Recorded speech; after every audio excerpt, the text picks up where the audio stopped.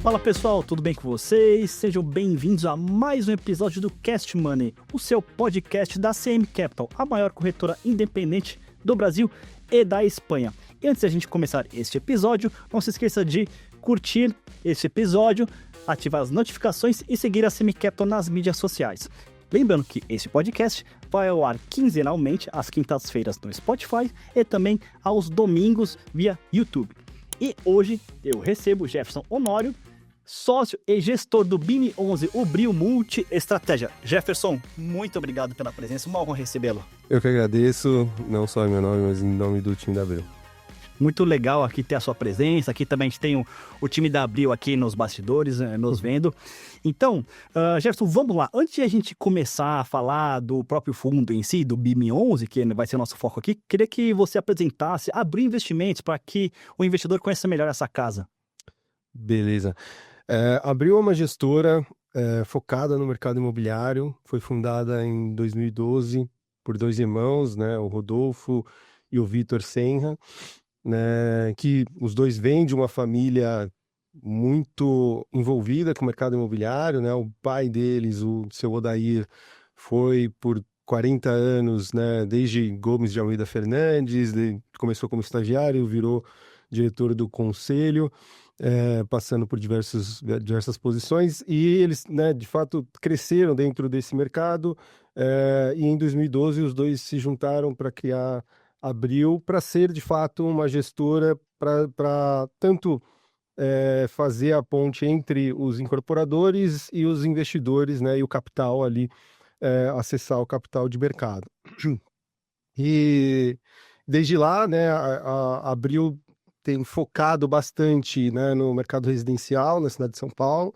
Então a gente é bastante presente no segmento de alto padrão aqui em São Paulo, né? A gente desenvolveu ali, né, uma estratégia que hoje é o nosso carro-chefe, né, que é uma estratégia de permutas. Perfeito. Em que a gente consegue fazer investimentos no mercado de desenvolvimento imobiliário residencial sem correr uma série de riscos que são inerentes a esse tipo de investimento. Então, eu lembro quando ainda quando estava na Reliance, que eu conheci essa estratégia, né, que o Vitor trouxe para a gente analisar. Eu fui responsável por aprovação da Brio lá dentro, né, fiquei muito tempo como alocador, como investidor da Brio, né, e no ano passado me juntei aqui ao time. E eu lembro, poxa, a permuta é uma estratégia, um tipo de aquisição de terrenos assim no mercado imobiliário muito corriqueiro há muito tempo e tal. Sempre todo mundo que analisa o mercado imobiliário entende como funciona esse tipo de instrumento. Mas acho que essa roupagem que a Brio deu para transformar isso daqui numa roupagem de investimento e trazer o capital para numa estrutura que você mitiga uma série de riscos, que você esteja ali numa posição super confortável, bem posicionado, vamos dizer assim, em termos de risco-retorno. Eu acho que isso é uma coisa bastante inovadora da Brio. E eu fiquei, né, como investidor durante bastante tempo, e hoje estou aqui, né, como sócio e responsável aqui pela estratégia de crédito e o BIM11 aqui, que é o nosso fundo multi-estratégia de mercado. Perfeito. E essa estratégia da permuta é bem interessante, porque aí você bem disse, né? Você mitiga uma série de riscos e você fica alinhado com o incorporador, porque na verdade a permuta é uma troca. Né? Então você já entra, na verdade, como um sócio sem, vamos dizer assim, o disposal, ou seja, o desembolso de capital no início, e você alinha com o próprio incorporador uma troca, seja por unidades imobiliárias no futuro ou por uma participação no lucro do empreendimento, da SPE, no caso, da Sociedade de Propósito Específico. Isso é bem interessante, né? Sabendo disso, eu queria fazer uma pergunta. Isso também é possível para imóveis comerciais, mas vocês chegam a fazer também imóveis comerciais via permuta ou focado 100% em residenciais nessa estratégia? Nessa estratégia a gente está focado 100% no mercado residencial. Tá.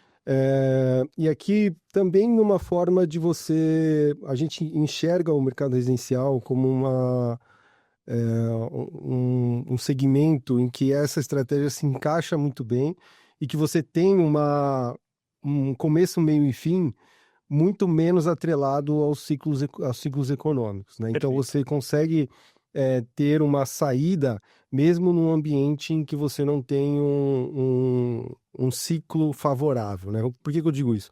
Quando você investe, por exemplo, num desenvolvimento comercial, num escritório, a venda desse ativo tipicamente é uma venda única, né? Você vende a Sim, torre inteira, então é uma transação de centenas de milhões de reais, perfeito. né? Então é uma transação difícil, e principalmente quando você pega um ambiente ruim de mercado, seja de taxas mais altas, ou seja de um ciclo de vacância mais alto, você acaba tendo um desinvestimento bastante difícil, né? Agora, no desenvolvimento residencial, como você vende as unidades, né, isoladas, você sempre tem acaba tendo uma demanda que ela é existente para aquele e aí você tem algumas diferenças dependendo seja de região ou de perfil de comprador. A gente pode aprofundar um pouco mais disso, mas a gente consegue ter uma saída ao longo, né? Você vai vendendo ao longo da planta, então você chega no final da obra já com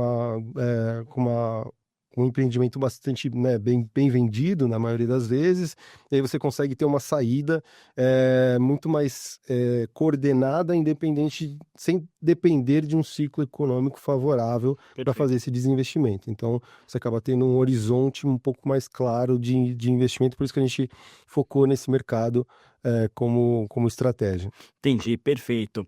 Jefferson, agora conta um pouco mais sobre você. Claro que você já deu uns pitacos, que você era da Reliance, enfim, mas Uhum. conta toda a sua trajetória profissional até o momento que você está hoje na Abril. Boa. Primeiro, eu sou engenheiro de formação, né? Estudei na Escola Politécnica e me formei, comecei como estagiário na Reliance. A Reliance era uma Distribuidora? multifamily office, Uhum. uma das pioneiras ali nesse Uhum. segmento de gestão do capital de famílias, né? De grandes fortunas. E na Reliance eu tive contato era uma casa multi-asset class, né? Então você tem contato com ações, com crédito, com investimento em infra, private equity. Então, assim, ao longo do tempo eu pude ter contato com diversas classes de ativos e eu fui sempre focando, né? Eu comecei a analisando, cobrindo empresas no setor, em alguns setores da bolsa, então, o setor de consumo, varejo e o setor imobiliário. Então, meu contato com o setor imobiliário começou logo no começo, né, como analista, cobrindo o setor imobiliário, as incorporadoras. E ao longo do tempo eu fui expandindo essa cobertura para as empresas de properties, para as empresas de shoppings e os fundos imobiliários. Então, eu peguei basicamente todo o desenvolvimento da indústria dos fundos imobiliários, provavelmente nos últimos, sei lá, 10, 15 anos, né? E era um mercado muito diferente, né? Muito menor, muito menos líquido, menos opções, né? Nesse sentido. E ao longo do tempo isso aqui foi crescendo eu fui aumentando o escopo ali, até aí a Reliance foi vendida para um grupo suíço, né? A gente foi para dentro da estrutura do Julius Baer no Brasil e lá sempre focado no mercado imobiliário. Depois eu assumi a área de real estate lá no Julius Baer. E aí, o ano passado, a Abril me convidou para me juntar lá a Abril como sócio e tocar a área do nosso fundo multi-estratégia e a estratégia de crédito como um todo, né? Entendi. Hoje, dentro do BIM 11, né? Bom, você tem uma equipe. Como é que você divide o trabalho hoje dentro do BIM, hoje na sua equipe? Boa. Então, a gente tem basicamente uma atividade de originação e estruturação. Perfeito. Então, a gente está em contato com os incorporadores e com parceiros, originando deals, né? Então, ali conversando com os incorporadores, atendendo, procurando entender ali quais são as necessidades, né?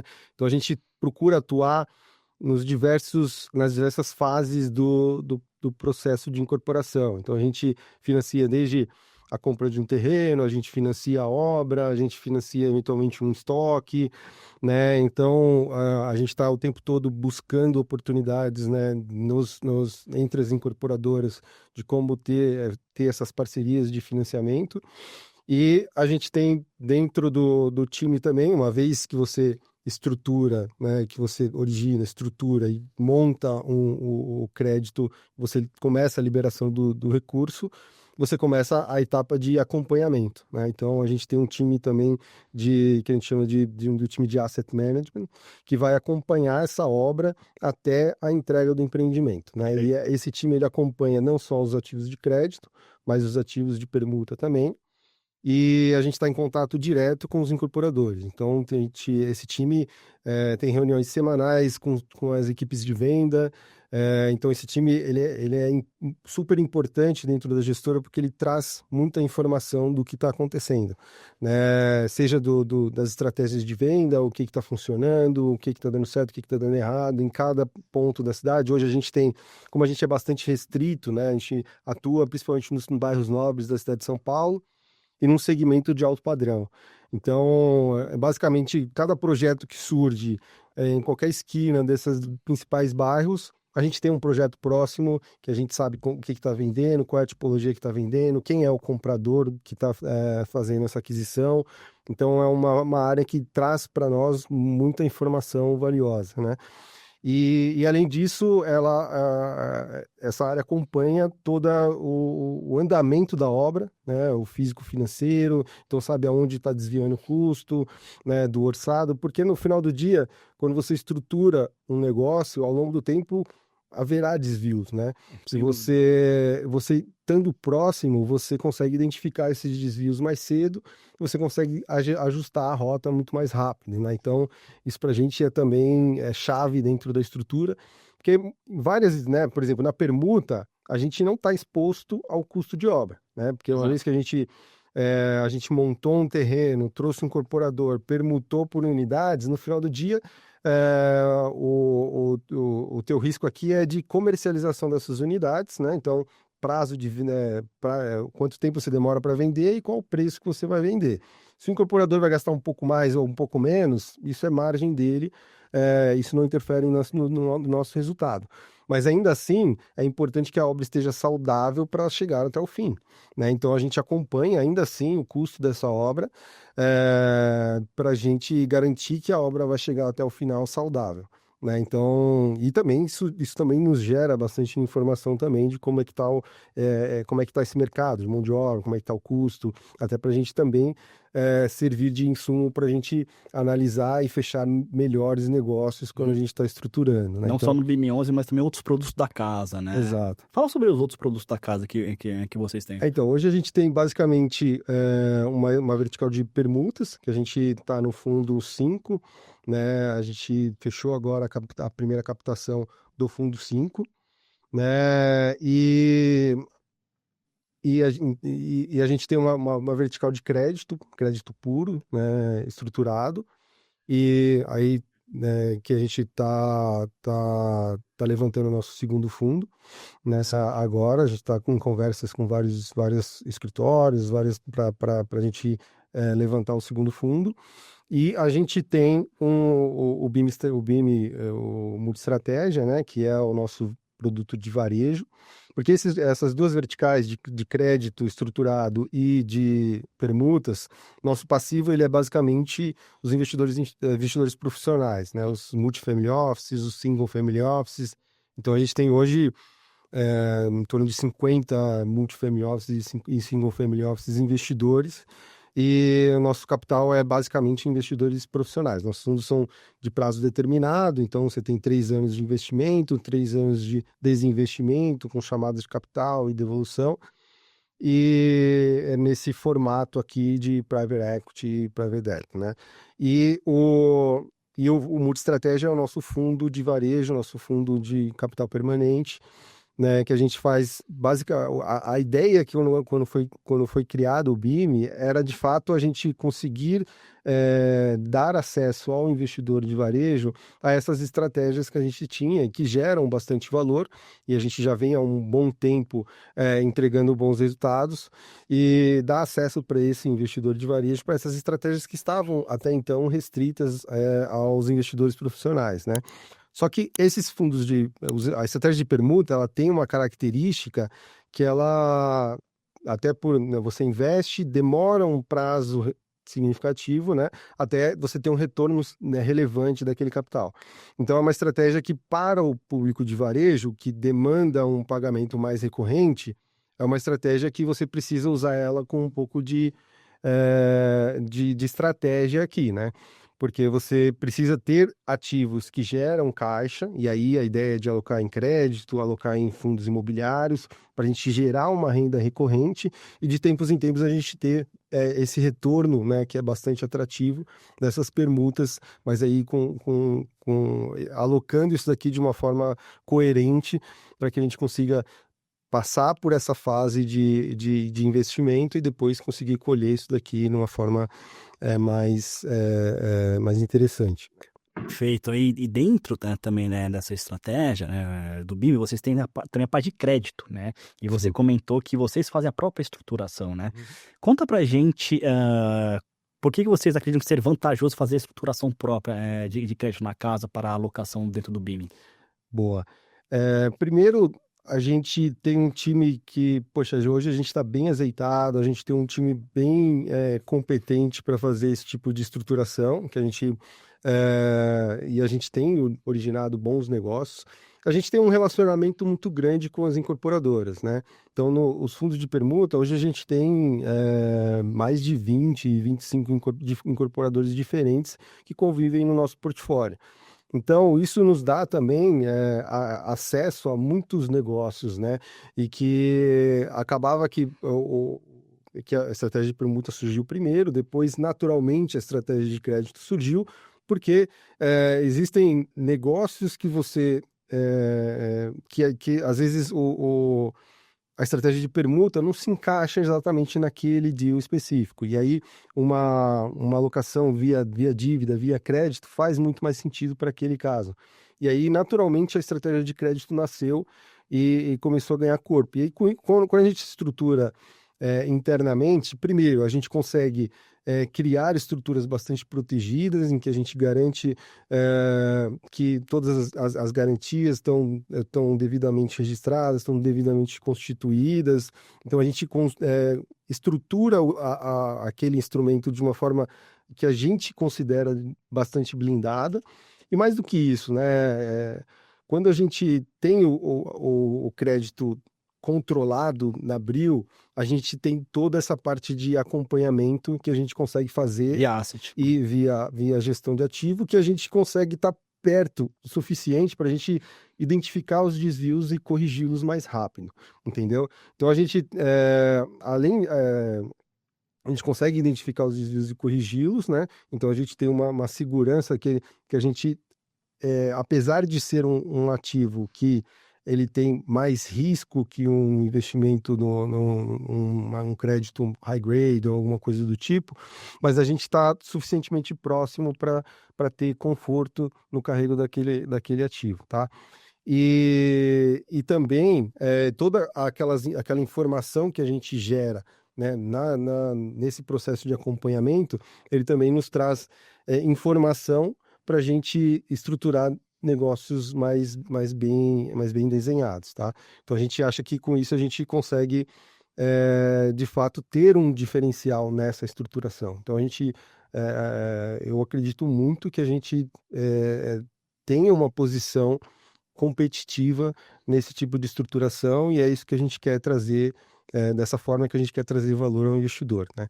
Até que quando eu cheguei no final do ano passado, né, a carteira do BIM, ela tinha uma participação muito grande, né, de ativos mais high grade na carteira, né? E já era um desejo da gestora de ter essa posição mais alocada nos créditos da casa, né? Justamente porque a gente acha que a gente consegue gerar valor nessa estruturação e nesse tipo de ativo, né? E aí um trabalho que a gente fez, na minha opinião, bastante bem sucedido, foi conseguir fluir esse capital, né, desses ativos mais high grades para esses ativos que a gente origina, que é onde a gente acha que a gente tem um maior diferencial, né? Então, eu acho que a Abril, ela já é hoje uma casa super bem reconhecida no mercado, entre os institucionais, como uma casa de investimento residencial na cidade de São Paulo. Então, assim, quando você pensa em investimento residencial na cidade de São Paulo, acho que Bril precisa vir como das suas alternativas, né? Porque esse é o nosso objetivo, né? E eu acho que é ali que a gente vai conseguir gerar o maior diferencial, o maior valor para os nossos investidores, né? Eu acho que essa parte mais high grades, eu acho que tem muita gente no mercado que faz muito bem, mas eu não acho que é ali que a gente vai gerar o nosso diferencial. Eu acho que o diferencial vai vir das nossas estruturas, ou às vezes investindo em parceria com outras casas, que a gente também faz, a gente divide cheques, eu acho que nessa análise e em todo o arcabouço que a gente tem de inteligência de mercado é, residencial na cidade de São Paulo, é ali que a gente vai conseguir extrair o maior valor, né? Então a gente tem focado a carteira nesse tipo de investimento, tá? Perfeito. E nessa estruturação própria acompanhamento, vocês inclusive conseguem melhores taxas para os CRIs, né? Vocês conseguem melhores taxas, assim, assim, isso o investidor ganha, porque o carrego daquela estratégia fica melhor, né? Então ou seja, você acompanha de perto os ativos e consegue as melhores taxas. Então, pelo menos a meu ver, né, assim, é um diferencial muito competitivo. Sim, sim. Então, assim, taxas para mim, para CRI é o essencial, né? Porque não adianta, assim, a gente ter uma carteira de CRIs, por exemplo, pegar um CRI high grade, né? Claro, são taxas mais modestas, mas, claro, o risco é menor. O problema é que a gente tem um título do Tesouro batendo quase 7. Uhum. Então, assim, como é que você vai investir em algo que tem mais risco com uma diferença de menos de 1%? Então, assim, é claro que a relação risco-retorno fica distorcida. Por outro lado, a gente vê também que a taxa do Tesouro que está alta, né? Mas assim, é uma relação risco-retorno que nem você disse, acompanhando e ajustando, você até consegue melhorar as taxas, porque você estruturou dentro da casa, né? Até próprio contato que a gente tem com vários incorporadores, né? A gente consegue, inclusive, melhorar o produto. Melhorar, inclusive, para o incorporador em si, né? Então, ele enxerga na gente também esse valor, né? É importante para ele, porque, na verdade, é um crédito, o nosso dinheiro, ele é um dinheiro caro, né? Mas ele enxerga na gente como um parceiro que gera valor para a estrutura, né? Então, a gente participa do processo, a gente gosta de entrar cedo, então a gente tanto tem estruturas mais flexíveis que ele teria num plano empresário ou alguma coisa do tipo, e também a gente traz também informações do que está vendendo, então a gente altera produto, a gente participa desse processo muito de perto, então o incorporador ele enxerga um valor também nesse sentido, né? Então, por isso que a gente consegue as taxas, não é só taxa nesse negócio, entendeu? O incorporador ele pode fechar uma taxa mais alta, mas desde que seja um parceiro que para ele faça sentido, né? Porque no final do dia ele acaba melhorando ou no final do dia ele ganhando mais dinheiro também, né? A gente se preocupa bastante se o incorporador está ganhando dinheiro também, porque numa estrutura em que o equity holder está ganhando dinheiro, qualquer ajuste é feito muito mais fácil, né? Quando você tem margens muito apertadas, qualquer desvio, o incorporador já está debaixo d'água, ajustar as coisas é muito mais difícil. Então a gente também se preocupa muito na ótica do incorporador, então o nosso processo de diligência, a gente se preocupa muito qual que é a margem do incorporador, quanto que ele está ganhando, né? E projetos que o incorporador ganha dinheiro, é muito mais, o caminho é muito mais tranquilo, né? Entendi. Você consegue dar um exemplo pra gente, algum case que você achou interessante dentro de casa, ou não sei se você pode falar, enfim, algo que seja público, que você pode exemplificar isso que você falou, que eu acho bastante interessante, ou seja, foi um acordo e que as duas partes ganharam, né? Você consegue falar pra gente? Sim, a gente tem casos, por exemplo, que a gente investiu num incorporador pequeno, que tinha alguns projetos já entregues ou alguns projetos em obra, em finalização de obra, mas que a gente chegou e, por exemplo, os controles dele não eram controles ideais, né? Então a gente fez todo um trabalho de melhorar esses processos dele. Então a gente trouxe uma consultoria para dentro da gestora para melhorar esses processos, para ele ter mais controle daquilo que ele estava fazendo. Ele fazia uma coisa muito mais artesanal, então a gente, né, trouxe mais institucionalidade para dentro da incorporadora, e isso melhorou tanto o nosso trabalho de acompanhamento das obras, porque a gente desenhou processos que se encaixam muito bem na nossa estrutura, e para ele também, ele achou o máximo e vem sendo um trabalho muito, muito bacana dos dois lados, né? Então ele melhorando os processos dele, a gente também fica mais confortável com o crédito também, porque a gente tem informações com maior qualidade, né? Esse, por exemplo, é um caso. Teve um outro caso que a gente fez, que é uma estruturação que envolvia uma aquisição de um clube e que tinha toda uma estrutura de condomínio para poder você ter o clube e o projeto residencial. Então a gente também, né, conseguiu desenhar uma estrutura de master condomínio e subcondomínios de uma forma que uma coisa não comprometa a outra no dia a dia, coisas que apareceriam lá na frente, mas que muitas vezes pode dificultar a comercialização das unidades, porque às vezes você tem algum conflito dentro da estrutura, a relação entre uma parte e outra, né? E a gente que trouxe, né, de fato, uma solução, né, junto com os nossos advogados, uma solução que lá na frente vai trazer muito menos atrito entre as duas partes e que vai favorecer o processo de comercialização. A gente já mudou planta, às vezes a gente tem dentro de casa hoje uma equipe de vendas que é focada nos nossos projetos, né? Então hoje a gente tem, entre crédito e permutas, praticamente 40 projetos sendo comercializados na cidade de São Paulo. Então a gente montou um time de corretores que são focados nos nossos projetos, né? Assim como as incorporadoras em algum momento criaram suas houses, a gente praticamente criou uma house, né? Que é uma house focada nos produtos da Abril, que chama Casa Abril, né? E quando a gente vai fechar um projeto, a gente divide a planta, e a gente já mudou planta, já, tipo, poxa, às vezes a vista de um lado poderia ser melhor se mudasse um quarto de lugar, né, trocasse o banheiro de lugar, né, alguma coisa assim, e a gente fez isso, entendeu? Então o incorporador recebeu, falou, puxa, não tinha percebido e aceitou super bem, foi uma coisa, assim, a gente vai agregando valor na estrutura. E assim, tem muitas outras histórias, seja de estrutura de capital, seja da parte de engenharia.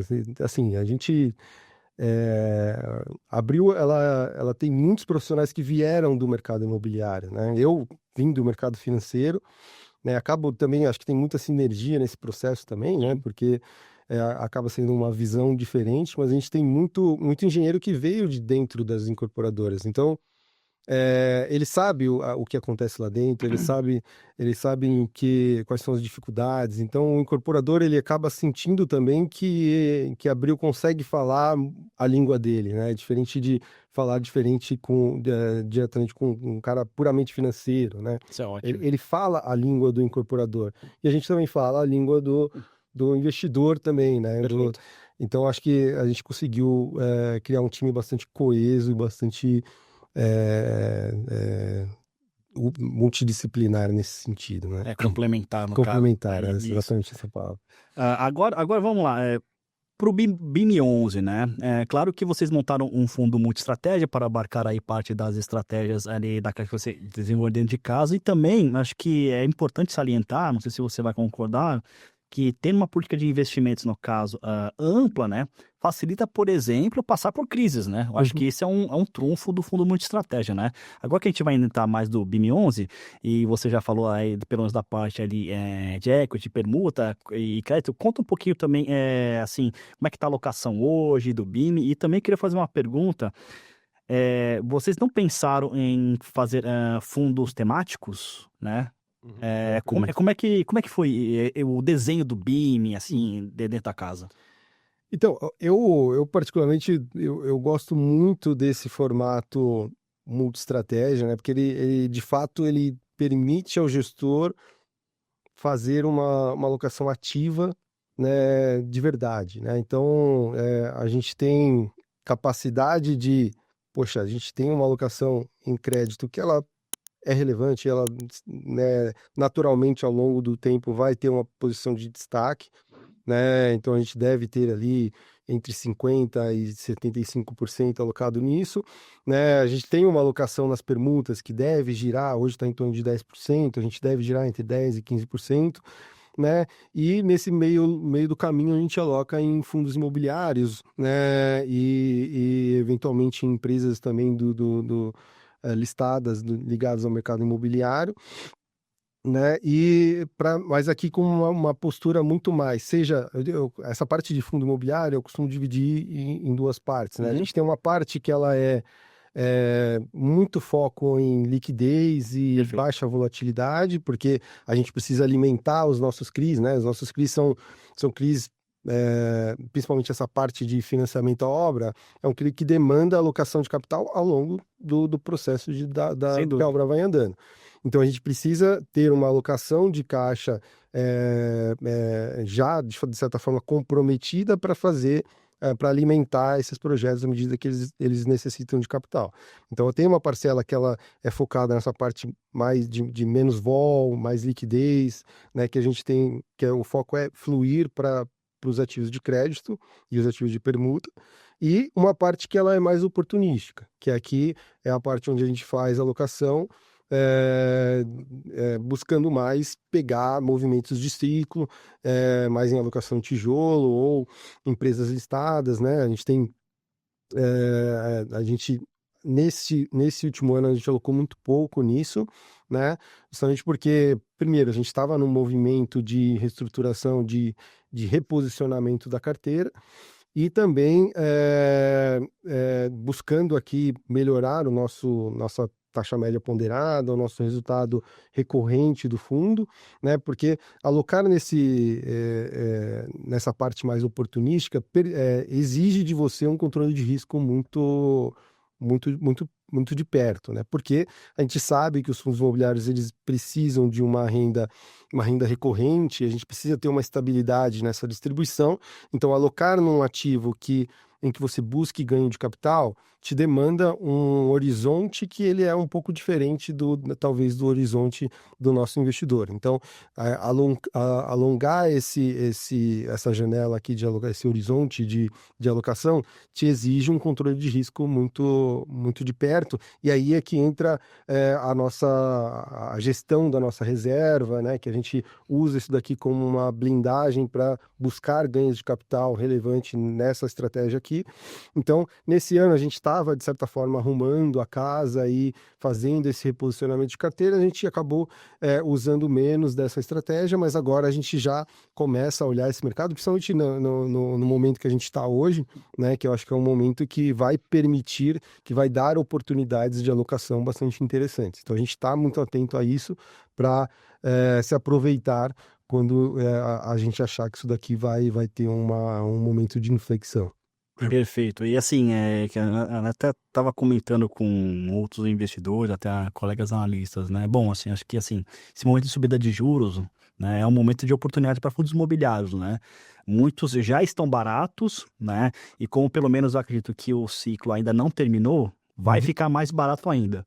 Né? Então, acho que, basicamente, acho uma oportunidade, que nem o Jefferson até endossou, para investir em fundos imobiliários e fazer um dollar cost average, um preço médio e investindo aos poucos, aproveitando essa abertura de juros, né?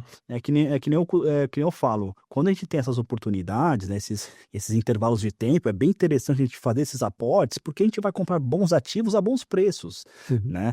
Claro que, né, assim, muitos investidores, né, que estão começando, pode até estranhar um pouco que fundo imobiliário só cai, mas assim, a gente tem que ver também que é uma janela de tempo e que os títulos de renda fixa, eles têm uma competitividade sim, só que é o seguinte, eles não te permitem um ganho de capital além daquilo, afinal de contas, renda fixa. Então é o seguinte, em fundos imobiliários, se você entrar a um preço bom, e é que nem eu falo, investimento você ganha quando você compra. Não quando você vende, você adquire por um preço abaixo do que vale, na hora de vender, ou seja, no fechamento da curva, você pode ter um ganho de capital interessante além dos rendimentos, Uhum.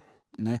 É isso, e tudo isso proporciona uma taxa interna de retorno muito atrativa, né? Então, por exemplo, você melhora o carrego da sua carteira e com a possibilidade de um ganho de capital interessante, isso no médio prazo, tá? Por isso que eu endosso aí o que o Jefferson falou, é uma oportunidade bastante interessante, o que não invalida você não investir em renda fixa, você pode ter os dois na sua carteira, né? Claro que isso demanda também um planejamento financeiro, uma gestão de caixa da parte do investidor, mas um não invalida o outro, eu acho que é perfeitamente possível ter os dois em carteira, né? Claro, porque o BIM11 é um fundo imobiliário, tá? E lembrando, se o Jefferson alocar muito em renda fixa, como se trata um investimento não imobiliário, tem imposto.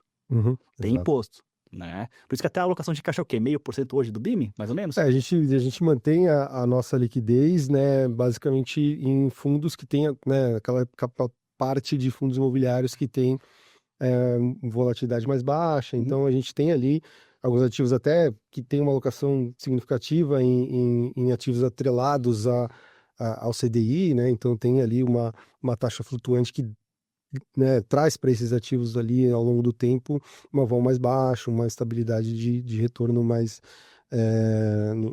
uma distribuição mais estável também.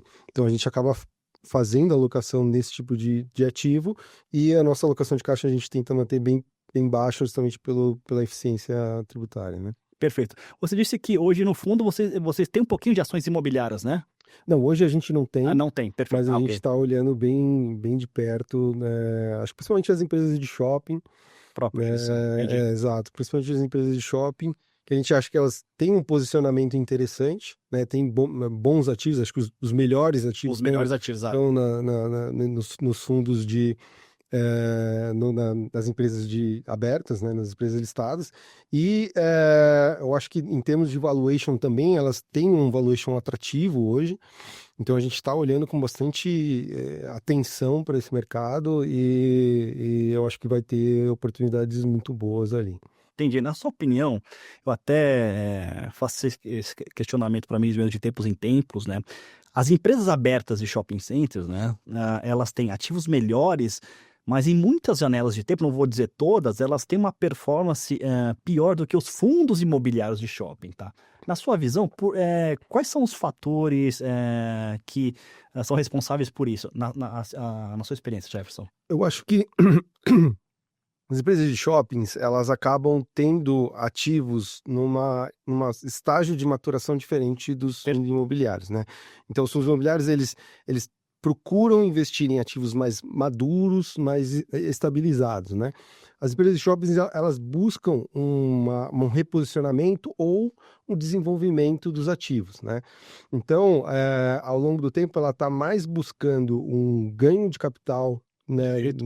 nesse processo, do que efetivamente coletar. Acho que Carregar, no caso, né? carregar os ativos para coletar os aluguéis, o instrumento mais eficiente, de fato, é um fundo imobiliário, né? Perfeito. Então, por isso que a gente tem visto ao longo do tempo muito desinvestimento Exato. e alocação dos fundos imobiliários, né? Para os FIIs, Somente exato. porque são bolsos diferentes, são custos de capital diferentes, porque o risco também é mais baixo no fundo imobiliário, ou você tem uma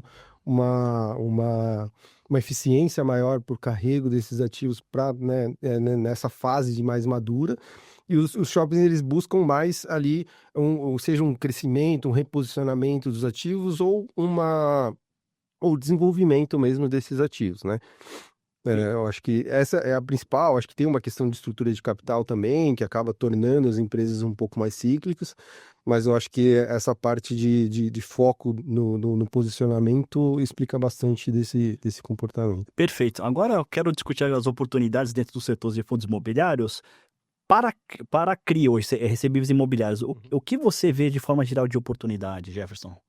Então, lá na Abril, a gente tem feito, né? O que a gente fez nos últimos trimestres, enfim, muito a parte de financiamento à obra, né? Perfeito. Mas a gente tem enxergado muita oportunidade de entrar um pouco antes, né? Seja financiando a aquisição de terreno, né?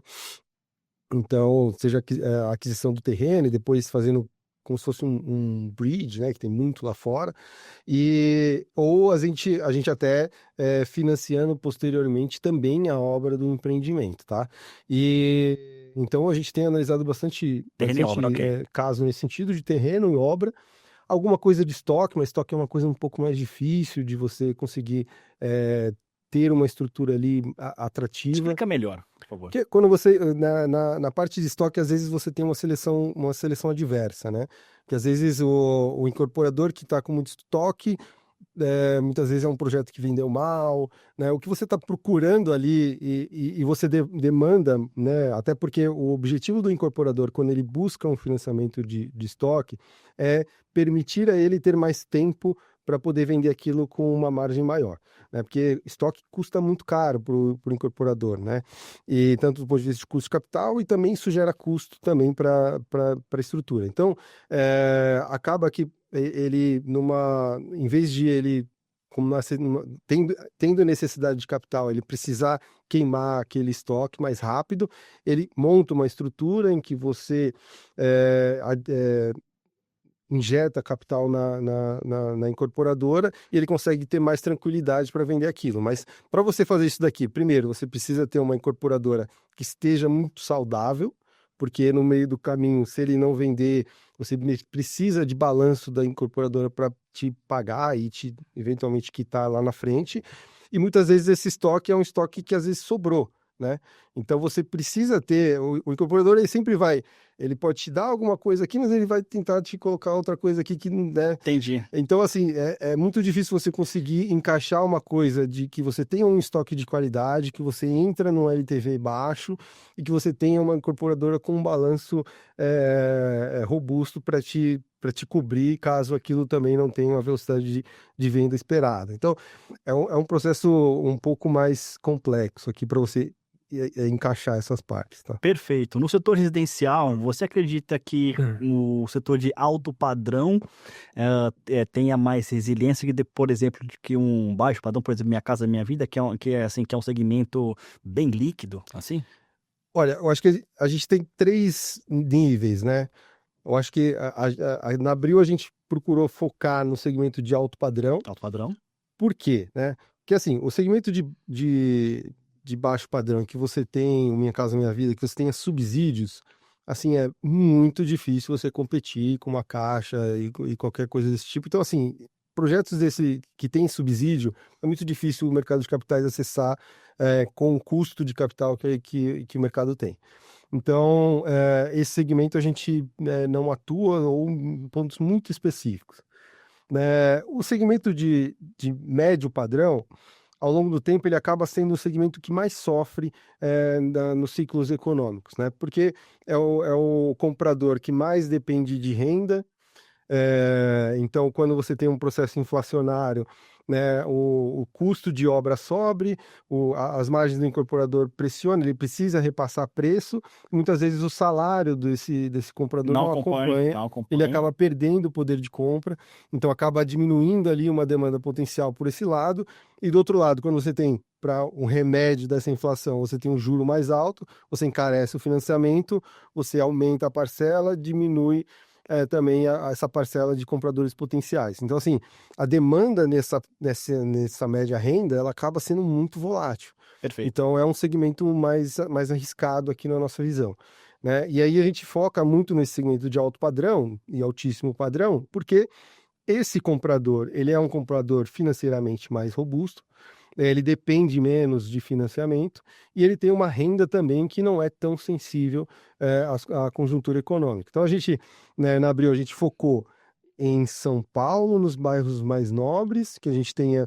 uma atividade, uma economia muito mais resiliente em relação à economia do país, e nesse segmento de alto padrão, que também é um comprador mais robusto. Então a gente reduz muito a amplitude do ciclo, né? Perfeito. Então a gente está num segmento mais protegido. Apesar de não ser a expertise da Abril, pelo menos em termos de atuação, mas claro, vocês conhecem muito bem, como você enxerga hoje o setor de escritórios dentro de fundos imobiliários? Talvez escritórios dentro dos fundos imobiliários seja o segmento que esteja mais barato, mais descontado. Foi um segmento que teve uma trajetória muito positiva no pré-pandemia, né? 2019 era um setor que estava muito aquecido, a gente estava com vacâncias caminhando na cidade de São Paulo como um todo para um dígito de vacância, que é né, onde você começa a ter muita pressão, né, de falta de escritório. Então, assim, se não tivesse a pandemia, certamente nós estaríamos numa situação de escassez de escritório muito grande, né? O problema é que veio a pandemia, mudou completamente a dinâmica do setor, né? Então a gente passou por um período em que as empresas, talvez nem tanto por questão de cultura, mas foram forçadas a devolver, era uma decisão era decisão trivial, né? Para o executivo principalmente, né? Pô, vou entregar, não estou usando, vou entregar.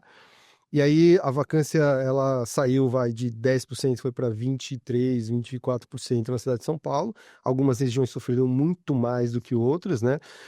Eu acho que a região da Faria Lima acabou vivendo um momento meio que totalmente isolado das outras regiões, né? A região da Faria Lima seguiu numa trajetória ainda robusta, vacância baixa, preço subindo. Então a gente tem transações hoje a R$60 mil o metro, né? Mas as outras regiões sofreram demais, né? Então a região da Paulista sofreu muito, Vila Olímpia, depois acabou se recuperando um pouco, mas ainda não atingindo os patamares pré-pandemia. A região da Chucre, poxa, sofreu muito e ainda vai demorar muitos anos para se recuperar. Então, assim, é um segmento que, apesar de você ter, em relação a, quando você compara o valor desses ativos implícito, né, em relação aos custos de reposição, parecem coisas muito baratas, mas eu acho que ainda demora um tempo grande para isso se estabilizar. Então, é um investidor que quiser montar posição nisso daqui, tem que ter uma dinâmica de muito longo prazo, tem que ter, acho que ainda demora alguns anos para isso se equacionar de novo. Perfeito. Fora a entrega, né, Sim. que nós tivemos muito intensa na região da Chucrizaidan, né? Exato. Que assim, pelo menos a meu ver, não enxerga sinais para parar. A gente tem a entrega aí do Parque da Cidade, que tem várias torres comerciais, e um pouco mais para frente a gente tem o Passeio das Nações, que vai ser o edifício mais alto do Brasil comercialmente. Então, assim, acho que se você tem uma dinâmica de pandemia, que nem o Gerson falou, que mudou um pouco o funcionamento dos escritórios, claro que isso está tendendo a voltar ao normal, mas não necessariamente voltou. Com uma alta oferta, assim, o cenário é pró-locatário. Sim, e assim, até falando dessa região especificamente, assim, a qualidade dos empreendimentos que você tem ali Muito boas. espetacular. É muito boas. É espetacular, assim, os ativos que você tem ali entre o Shopping Morumbi até o Easy Tower, ou até indo para o Parque da Cidade ali, são ativos talvez melhores que a média da Faria Lima. Sem dúvida. Só que é uma região bacana, uma região bonita, só que é uma região fora do eixo, né? Então acaba sendo difícil, enquanto não encher desse lado, Exato. difícil as empresas irem para lá assim, da maneira que você precisa para preencher os espaços que estão lá. É perfeito. E assim, o que eu vejo também é que muitas empresas estão indo para Rebouças, mais para o lado da Marginal, ou até saindo um pouquinho, indo para o outro lado da Marginal, antes de ir para Chucrizaidan. Então, assim, precisa, que nem você disse, preencher esse espaço aqui, até um pouco do outro lado do rio, para começar a expandir para o sul. E lembrando que ali, que é a Zona Sul, é um pouco distante para quem mora, por exemplo, na Zona Oeste. Já começa a ficar distante, as pessoas começam a pensar duas vezes, né? Exato. Mas, enfim, agora para o setor de shoppings dentro de fundos imobiliários, como você enxerga? Olha, shoppings, né, indo até quando começou a pandemia, foi um setor que sofreu muito. Perfeito. Na recuperação, foi um setor que se recuperou muito rápido e até mais rápido do que eu esperava, né? Então você teve um crescimento muito robusto ali nos últimos anos, né? Então a gente se recuperou em relação às vendas que você tinha no pré-pandemia e se você olhar a parcela dos melhores shoppings, você tem hoje uma venda por metro quadrado bem já superior aos patamares que você tinha antes da pandemia. Eu vejo com muito bons olhos esse segmento para frente, entendeu? Eu acho que ele tem uma dinâmica de receita que ela estável, ele é um gerador de caixa muito resiliente, né, ao longo do tempo, e eu acho que toda essa dinâmica, todo esse estresse que o mercado passou e hoje é um setor bastante saudável, acho que os nossos chopeiros, nossos administradores de shopping são muito bons, né? A gente vê dinâmica em outros lugares. Acho que assim, a gente é muito bom nesse negócio e eu vejo um setor com muito bons olhos, assim, eu gosto bastante. Até costumo falar aqui em algumas lives que eu faço nas quartas-feiras, né? Para quem não sabe, eu faço uma live de fundos imobiliários todas as quartas-feiras, 8 horas, no canal do YouTube da SM Capital. Shopping, na verdade, ele é muito mais do que uma locação, uma participação de um empreendimento, né? Assim, você tem o aluguel mínimo mensal, né, que é reajustado, e também você tem aquele aluguel anual, que é uma pequena parcela do faturamento. Então, se a gente pensar na lógica da receita imobiliária de shopping center, das lojas, ele entrega uma locação de uma forma recorrente acima da inflação. Uhum. Então, assim, isso é muito competitivo, né? E como você bem disse, você tem administradores muito bons, né? De fato, que permitem que a competitividade entre as lojas e nas lojas ela se permaneça. Porque o que acontece? Dentro de um shopping você pode ter, por exemplo, dois barbeiros em que um tem uma boa performance e outro tem uma performance ruim. E se você tiver uma localização muito boa, um shopping muito bom, aquele administrador vai chegar no barbeiro ruim e fazer: olha, você precisa melhorar a sua operação, senão, assim, infelizmente, a gente vai ter que encerrar o contrato. Uhum.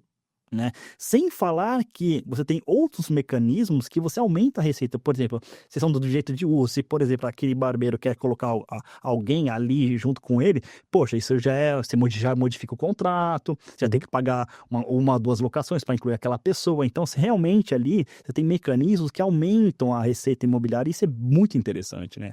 É desse tipo de ativo, né? Porque acaba, mesmo que você tenha ou você esteja olhando para um ativo, mas você está olhando para centenas Exato, de locatários, né? exato. Então acaba que o poder de barganha que aquele shopping tem, se ele atrai muito público, é muito grande, né? Muito Então ao grande. longo do tempo, ainda que você não capture via esse aluguel variável, mas ao longo do tempo a sua posição na negociação como o proprietário do shopping, né? A sua posição na negociação ela é muito favorável, né? Então ao longo do tempo você consegue ir capturando esse crescimento do consumo ao longo do tempo, esse crescimento real, né?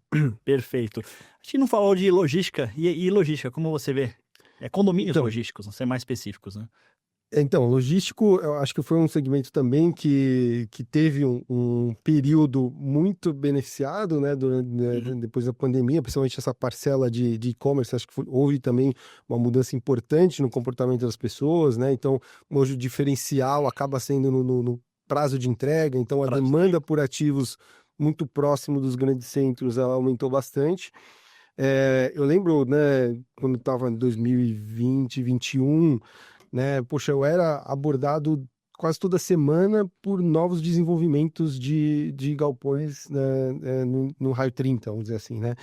E naquele momento eu comecei a ficar bem preocupado em relação, falei, poxa, a gente deve ter algum estrangulamento, alguma sobreoferta grande mais para frente. O que aconteceu é que acabou uma coisa que ela é no primeiro momento ruim para o mercado imobiliário, mas acabou também ajustando um pouco esse mercado logístico, foi o aumento do custo de obra, né? Então você teve um aumento de custo de obra que aconteceu muito rápido, que machucou muitos empreendimentos, mas que também que devolveu para a gaveta muitos projetos. Então acho que assim, de certa forma isso contribuiu para que você tivesse você passasse um pouco mais essa atividade construtiva do segmento de galpões, né? Mas ainda assim a gente tem uma atividade construtiva forte. Então eu vejo para frente como um setor resiliente. Acho que esse boom aqui do segmento de e-commerce ele já deu uma esfriada, né? Então a gente tem outros setores já como grandes ocupantes aqui das novas áreas, mas eu vejo um setor que é bem competitivo, principalmente quando você está ali no entorno dos grandes centros. Então você fala, poxa, em torno de São Paulo, em torno de BH, ou lá no Nordeste você tem um polo logístico importante. Eu acho que esses polos eles devem performar bem, mas tem esse desafio aqui né, de casar essa oferta e demanda que deve segurar um pouco o preço, né, nesse curto médio prazo agora. Perfeito, né? E assim, e a pandemia, assim, que nem você disse, né? A pandemia acelerou muito isso, né? Claro que assim, eu acho que no raio 30 pode haver aí uma estabilização. Claro, assim, que depende também sempre da Uhum. localização, né? Sim. Por exemplo, na cidade de São Paulo, até aqui no ABC Paulista, né? Eu até cheguei a ler de uma gestora em conjunto com uma construtora que estão começando a pensar em desenvolver galpões logísticos verticais, Uhum. né? Ou seja, você tem acima de um nível, né? Claro que Uhum. assim, que para você viabilizar isso também é uma questão de preço de locação, Sim. né? Porque você vai ter toda uma infraestrutura assim super específica, vai ser muito provavelmente vai ser o primeiro do Brasil, enfim. A meu ver, tem espaço? Tem, mas assim, tem que ser muito específico, né? De preferência dentro da cidade, né? E com uma infraestrutura e demanda, vamos dizer assim, permanente e de forma que esse ativo seja modular, ou seja, não seja um único ocupante, são vários ocupantes, porque assim você pode assim, ter uma maleabilidade a respeito da cobrança de preço no contrato de locação. Uhum. Porque, claro, assim, muito provavelmente esse preço não vai ser baixo, vai ser perto de R$ 40 por metro quadrado por mês. Ou superior, você Uhum. tem toda a estrutura. Se você tiver contratos típicos, que são 5 anos da duração, com uma revisional no terceiro ano, você até pode, vamos dizer assim, mexer um pouco no preço, subir um pouco, conforme for a sua viabilidade, né? Mas enfim, mas eu só vejo esse tipo de ativo em raio 15, 30, eu ainda não, justamente pelo motivo que o Jefferson falou. Concorda ou discorda?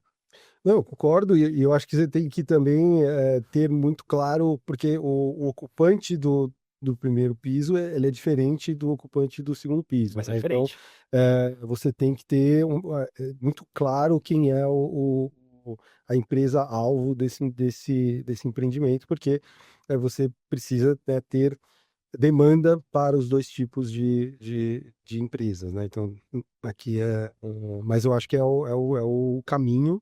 E eu, inclusive, já olhei um ativo desse com esse perfil, não era em São Paulo, mas acabou não seguindo em frente, não por uma questão de mercado, mas foi um projeto que a gente olhou com muito detalhe também, até para entender todos esses pontos, né, que são diferentes de um galpão tradicional, né? Perfeito. Agora é o seguinte, todos nós sabemos que o mercado imobiliário é cíclico, né? E em muitos empreendimentos você tem, vamos dizer assim, um ciclo de maturação, né? De construção, são 3, 4 anos, enfim. Assim, e é muito difícil você ter uma escala no mercado imobiliário, assim, em termos gerais, tá Uhum. claro? Se a gente pegar, por exemplo, setores específicos e com empresas específicas, pode até ser que tenha, né, mas no geral muito difícil, né. E com assim, o mercado em baixa que a gente está verificando agora, e com esse tempo de maturação que realmente demora muito para você ter uma reposição de ativos, assim, na sua visão, Jefferson, você acredita que realmente tenha espaço para muitas gestoras? Você acredita que pode até haver uma consolidação de gestores ou até de fundos imobiliários, como a gente tem visto, por exemplo? Qual que é a sua visão a respeito? Olha, eu acho que a gente pode ter uma consolidação, a gente vem enxergando, né, como você colocou, uma consolidação nesse sentido, Eu acho que esse ambiente mais difícil para o mercado, né? Então, juros mais altos acaba dificultando muito o nosso a nossa atividade, né? A nossa atividade ela é muito movida por negócios, né? Então, quando você tem juros mais altos, você tem menos negócios, né? Então, acaba que isso daqui, às vezes, dentro de um plano de negócios da gestora, acaba esticando muito isso daqui e acaba é, diminuindo ali a atratividade do próprio empreendedor, né, seguir e aí uma consolidação, uma fusão ou nesse sentido acaba sendo uma alternativa interessante. A gente viu isso acontecendo, então várias gestoras se juntando e eu acho que esse processo ele deve continuar, né? E como gestora, você procura sempre estar posicionado num segmento, porque né, eu sempre costumo falar, poxa, a diversificação acaba sendo uma atividade do investidor, né? Perfeito. Mas a gestora, né, mesmo que ela seja nichada, ela é um investidor olhando para aquele investimento dentro da composição da carteira dele, né? É uma coisa que ele consegue mitigar riscos alocando com outros com outros ativos dentro do portfólio dele. Mas a gestora como um empreendimento, como uma companhia, né? Ela também precisa buscar alternativas ali de receita no sentido de negócios que consigam conviver com diversos níveis né, diversos momentos do ciclo, para também se manter viável, né, e competitiva dentro do mercado, né? Então, é uma atividade que tem bastante desafio. Eu acho que o movimento de consolidação ele existe, mas também eu acho que tem espaço para bastante gente competir. A gente sempre torce muito pelo mercado, né? A gente fica também chateado quando uma gestora acaba fechando ou alguma coisa acaba acontecendo de forma muito adversa ali para aquele portfólio, acaba perdendo muito valor e a gestora acaba também ficando uma situação complicada. A gente fica triste porque no final do dia acho que o mercado crescendo, né, é positivo para todo mundo, né? Então a gente não enxerga outras gestoras como competidoras, mas muito como parceiros, né? Até porque a gente olha muita coisa junto, né? Perfeito. A gente divide muita análise, muita conversa do que tá enxergando, o que está vendo de risco. Então, esse ambiente ele é muito colaborativo, né? Apesar de a gente estar ali, né, no mesmo negócio como assim, num primeiro momento como competidor, mas no final Claro. do dia a gente é parceiro Sim.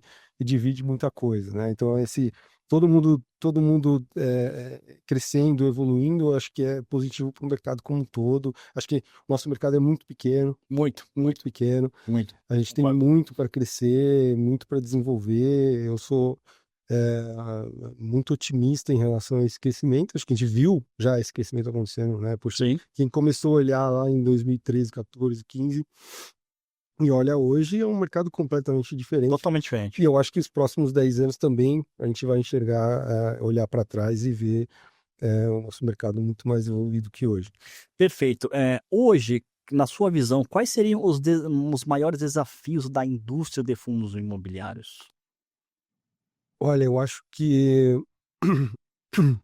o maior desafio hoje é governança, tá? Governança. Entendi. O maior desafio é governança. Acho que o investidor é, e até o movimento ruim, né, o mercado ruim, né, acaba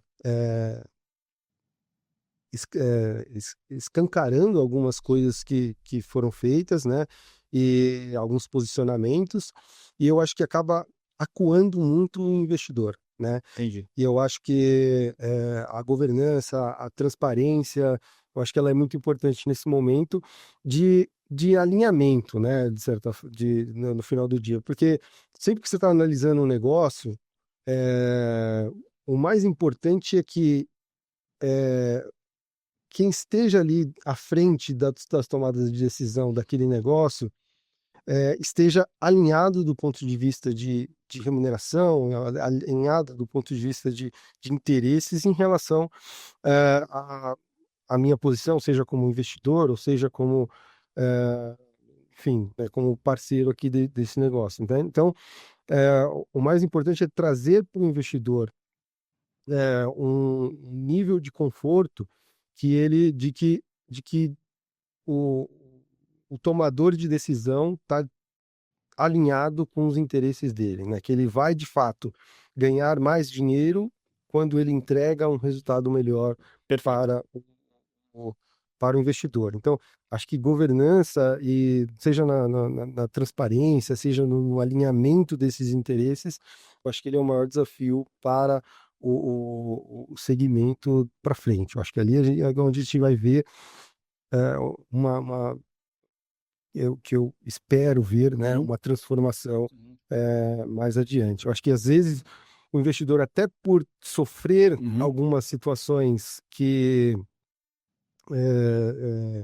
de alguns casos específicos, ele acaba ficando numa posição muito acuada em relação a situações que não são ruins para ele, mas ele acaba também trazendo e ficando numa posição ultra defensiva que é ruim para todo mundo. Entendi, levar para o extremo, né? Eu acho que nem no extremo de, poxa, você dar toda a liberdade para o tomador de decisão e definir ali um mandato extremamente aberto, seja no mandato, ou seja de alinhamentos, mas também uma posição ultra defensiva, porque ele está ali machucado por algumas situações, também dificulta também a indústria. Então a gente precisa ter um rearranjo para que o investidor fique confortável e que o gestor também tenha uma liberdade para atuar sem que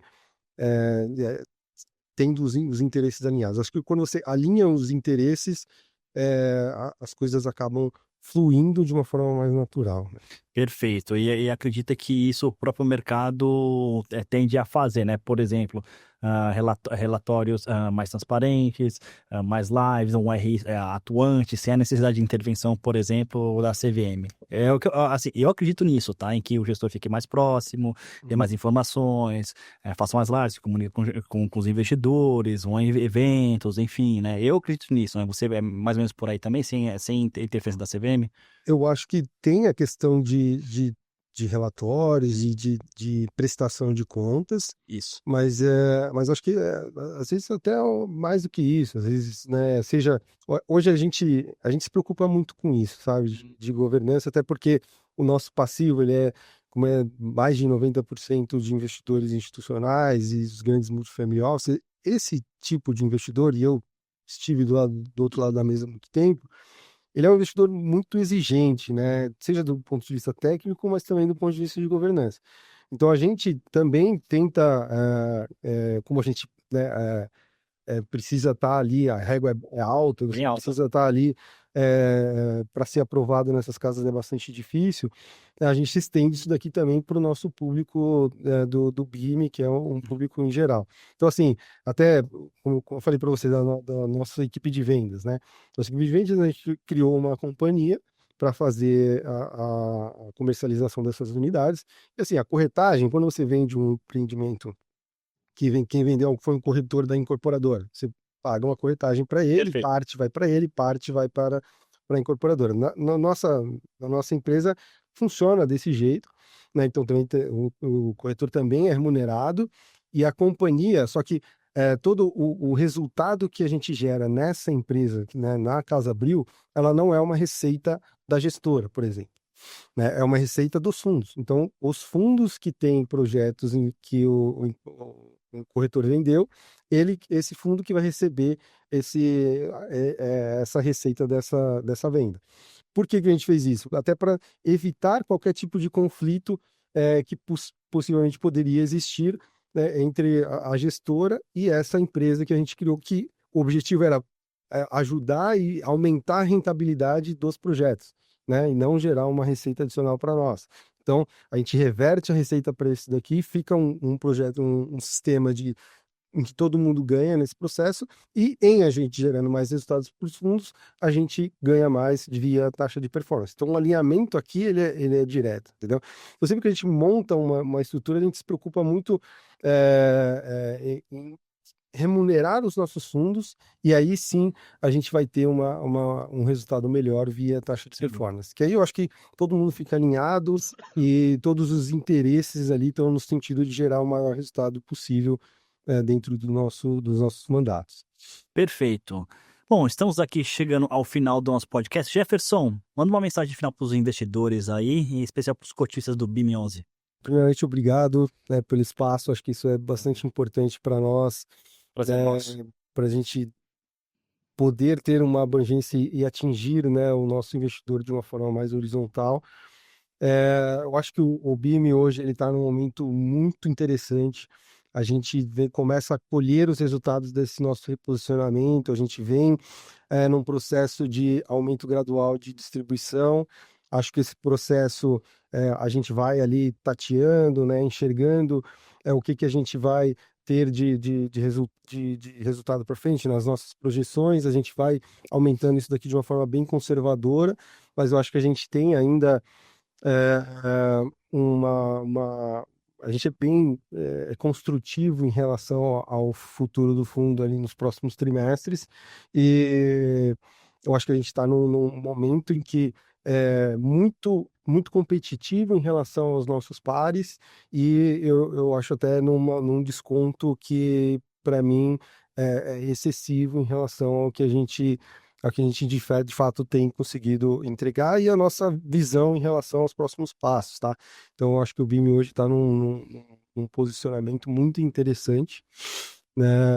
E a gente é muito construtivo em relação ao futuro desse fundo. Eu acho que tanto do ponto de vista é, de objetivo, né, de explorar esses ativos que a gente origina, mas também do resultado que ele vem entregando e que a gente acha que ele consegue entregar para frente, tá? Perfeito, Jefferson. Poxa, agradeço muito sua presença, muito obrigado, tá? Foi um prazer, gostei muito dessa conversa. Obrigado, e muito obrigado a você, ouvinte, né, que acompanhou a CM Capital aqui e acompanhou esse episódio do Cast Money. Não se esqueça de seguir a gente nas mídias sociais, @CMCapital, @JFIS. E não se esqueça, né, que esse episódio vai ao ar quinzenalmente às quintas-feiras no Spotify e no domingo no YouTube da CM Capital. Pessoal, até o próximo episódio, um grande abraço e até a próxima. Tchau, tchau!